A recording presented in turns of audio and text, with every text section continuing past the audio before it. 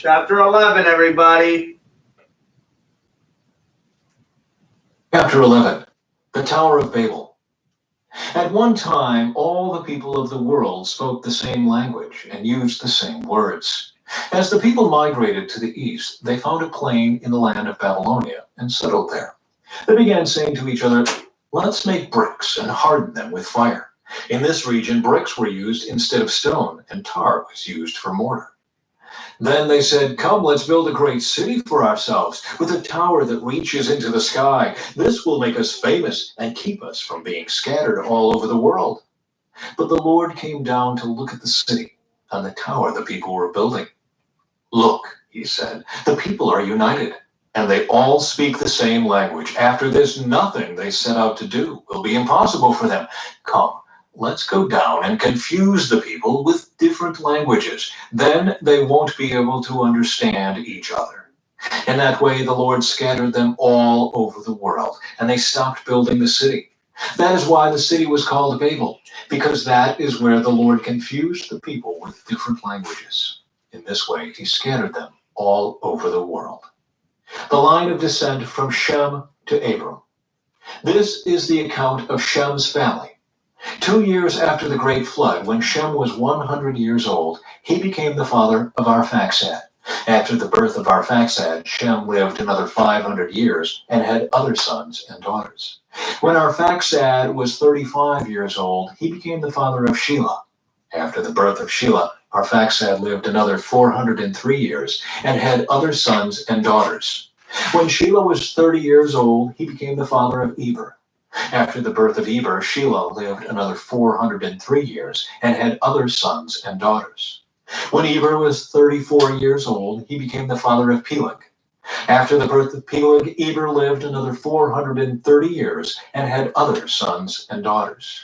When Peleg was 30 years old, he became the father of Reu. After the birth of Reu, Peleg lived another 209 years and had other sons and daughters. When Reu was 32 years old, he became the father of Serug. After the birth of Serug, Reu lived another 207 years and had other sons and daughters. When Serug was 30 years old, he became the father of Nahor. After the birth of Nahor, Serug lived another 200 years and had other sons and daughters. When Nahor was 29 years old, he became the father of Terah. After the birth of Terah, Nahor lived another 119 years and had other sons and daughters.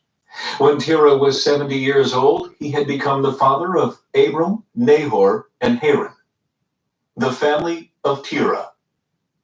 This is the account of Terah's family. Terah was the father of Abram, Nahor, and Haran was the father of Lot. But Haran died in Ur of the Chaldeans, the land of his birth, while his father Terah was still living. Meanwhile, Abram and Nahor both married. The name of Abram's wife was Sarai, and the name of Nahor's wife was Milcah. Milcah and her sister Iscah were daughters of Nahor's brother Haran, but Sarai was unable to become pregnant and had no children. One day, Terah took his son Abram, his daughter-in-law Sarai, his son Abram's wife, and his grandson Lot, his son Haran's child, and moved away from Ur of the Chaldeans. He was headed for the land of Canaan, but they stopped at Haran and settled there. Terah lived for 205 years and died while still in Haran. Chapter 12. The Call of Abram. The Lord had said to Abram, "Leave your native country, your relatives and your father's family, and go to the land that I will show you. I will make you into a great nation. I will bless you and make you famous, and you will be a blessing to others. I will bless those who bless you and curse those who treat you with contempt. All the families on earth will be blessed through you." So Abram departed, as the Lord had instructed, and Lot went with him. Abram was 75 years old when he left Haran. He took his wife Sarai, his nephew Lot, and all his wealth, his livestock, and all the people he had taken into his household at Haran, and headed for the land of Canaan. When they arrived in Canaan, Abram traveled through the land as far as Shechem. There he set up camp beside the oak of Moreh. At that time, the area was inhabited by Canaanites. Then the Lord appeared to Abram and said, "I will give this land to your descendants." And Abram built an altar there and dedicated it to the Lord, who had appeared to him. After that, Abram traveled south and set up camp in the hill country, with Bethel to the west and Ai to the east. There he built another altar and dedicated it to the Lord, and he worshipped the Lord. Then Abram continued traveling south by stages toward the Negev. Abram and Sarai in Egypt. At that time, a severe famine struck the land of Canaan, forcing Abram to go down to Egypt, where he lived as a foreigner. As he was approaching the border of Egypt, Abram said to his wife Sarai, "Look, you are a very beautiful woman. When the Egyptians see you, they will say, 'This is his wife. Let's kill him, then we can have her.'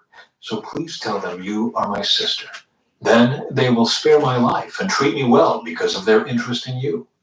And sure enough, when Abram arrived in Egypt, everyone spoke of Sarai's beauty. When the palace officials saw her, they sang her praises to Pharaoh, their king, and Sarah was taken into his palace. Then Pharaoh gave Abram many gifts because of her: sheep, goats, cattle, male and female donkeys, male and female servants, and camels. But the Lord sent terrible plagues upon Pharaoh and his household because of Sarai, Abram's wife. So Pharaoh summoned Abram and accused him sharply. "What have you done to me?" he demanded. "Why didn't you tell me she was your wife? Why did you say she is my sister and allow me to take her as my wife? Now then, here is your wife. Take her and get out of here." Pharaoh ordered some of his men to escort them, and he sent Abram out of the country along with his wife and all his possessions. Chapter 13. Abram and Lot separate. So Abram left Egypt and traveled north into the Negev, along with his wife and Lot and all that they owned. Abram was very rich in livestock, silver, and gold. From the Negev, they continued traveling by stages toward Bethel, and they pitched their tents between Bethel and Ai, where they had camped before. This was the same place where Abram had built the altar, and there he worshipped the Lord again. Lot, who was traveling with Abram, had also become very wealthy with flocks of sheep and goats, herds of cattle, and many tents. But the land could not support both Abram and Lot, with all their flocks and herds living so close together. So disputes broke out between the herdsmen of Abram and Lot. At that time, Canaanites and Perizzites were also living in the land. Finally, Abram said to Lot, "Let's not allow this conflict to come between us or our herdsmen. After all, we are close relatives. The whole countryside is open to you. Take your choice of any section of the land you want, and we will separate. If you want the land to the left, then I'll take the land on the right. If you prefer the land on the right, then I'll go to the left." Lot took a long look at the fertile plains of the Jordan Valley in the direction of Zoar. The whole area was well watered everywhere, like the garden of the Lord or the beautiful land of Egypt. This was before the Lord destroyed Sodom and Gomorrah. Lot chose for himself the whole Jordan Valley to the east of them. He went there with his flocks and servants and parted company with his uncle Abram. So Abram settled in the land of Canaan, and Lot moved his tents to a place near Sodom and settled among the cities of the plain. But the people of this area were extremely wicked and constantly sinned against the Lord. After Lot had gone, the Lord said to Abram, "Look as far as you can see in every direction, north and south, east and west. I am giving all this land, as far as you can see, to you and your descendants as a permanent possession. And I will give you so many descendants that, like the dust of the earth, they cannot be counted. Go and walk through the land in every direction, for I am giving it to you." So Abram moved his camp to Hebron and settled near the oak grove belonging to Mamre. There he built another altar to the Lord. Chapter 14. Abram rescues Lot.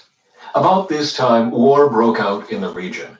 King Amraphel of Babylonia, King Arioch of Elasar, King Chedorlaomer of Elam, and King Tidal of Goyim fought against King Bera of Sodom, King Bersha of Gomorrah, King Shinab of Admah, King Shem-Eber of Zeboim, and the king of Bela, also called Zoar.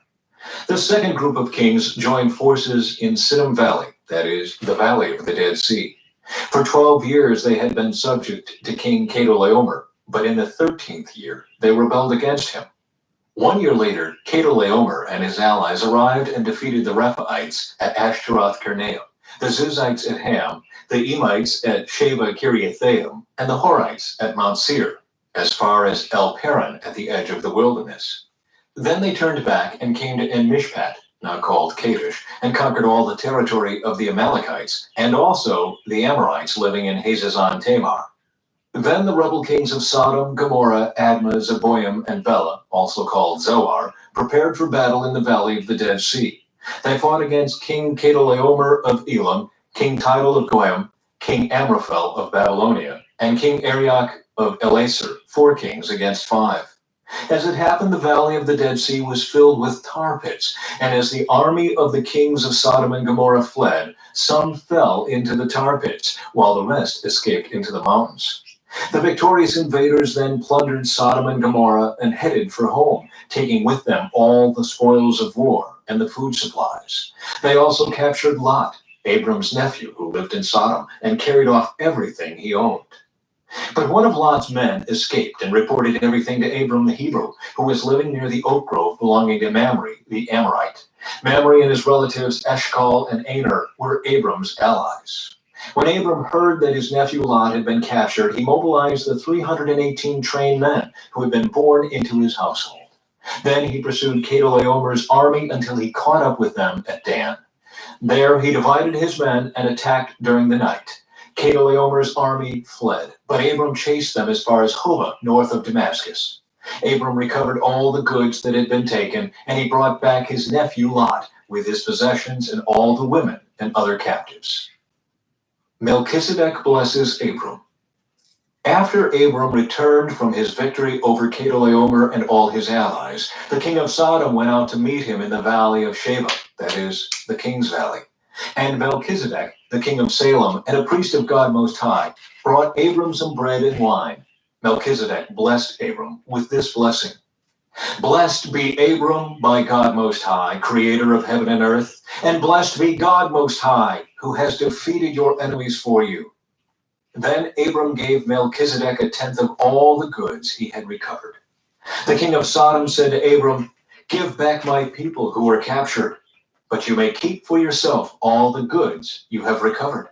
Abram replied to the king of Sodom, "I solemnly swear to the Lord God Most High, creator of heaven and earth, that I will not take so much as a single thread or sandal thong from what belongs to you. Otherwise you might say, I am the one who made Abram rich. I will accept only what my young warriors have already eaten, and I request that you give a fair share of the goods to my allies, Aner, Eshcol, and Mamre." Chapter 15. The Lord's covenant promise to Abram. Sometime later, the Lord spoke to Abram in a vision and said to him, "Do not be afraid, Abram, for I will protect you and your reward will be great." But Abram replied, "O sovereign Lord, what good are all your blessings when I don't even have a son? Since you've given me no children, Eliezer of Damascus, a servant in my household, will inherit all my wealth. You have given me no descendants of my own, so one of my servants will be my heir." Then the Lord said to him, "No, your servant will not be your heir, for you will have a son of your own who will be your heir." Then the Lord took Abram outside and said to him, "Look up into the sky and count the stars if you can. That's how many descendants you will have." And Abram believed the Lord, and the Lord counted him as righteous because of his faith. Then the Lord told him, "I am the Lord who brought you out of Ur of the Chaldeans to give you this land as your possession." But Abram replied, "O sovereign Lord, how can I be sure that I will actually possess it?" The Lord told him, "Bring me a 3-year-old heifer, a 3-year-old female goat, a 3-year-old ram, a turtle dove, and a young pigeon." So Abram presented all these to him and killed them. Then he cut each animal down the middle and laid the halves side by side. He did not, however, cut the birds in half. Some vultures swooped down to eat the carcasses, but Abram chased them away. As the sun was going down, Abram fell into a deep sleep, and a terrifying darkness came down over him. Then the Lord said to Abram, you can be sure that your descendants will be strangers in a foreign land, where they will be oppressed as slaves for 400 years. But I will punish the nation that enslaves them, and in the end, they will come away with great wealth. As for you, you will die in peace and be buried at a ripe old age. After 4 generations, your descendants will return here to this land, for the sins of the Amorites do not yet warrant their destruction. After the sun went down and darkness fell, Abram saw a smoking firepot and a flaming torch pass between the halves of the carcasses. So the Lord made a covenant with Abram that day and said, I have given this land to your descendants all the way from the border of Egypt to the great Euphrates River, the land now occupied by the Kenites, Kenizzites, Cadmonites, Hittites, Perizzites, Rephaites, Amorites, Canaanites, Girgashites, and Jebusites. Chapter 6.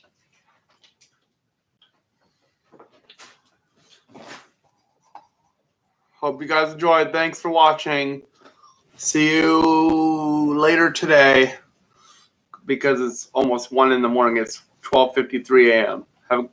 Have a good night. God bless.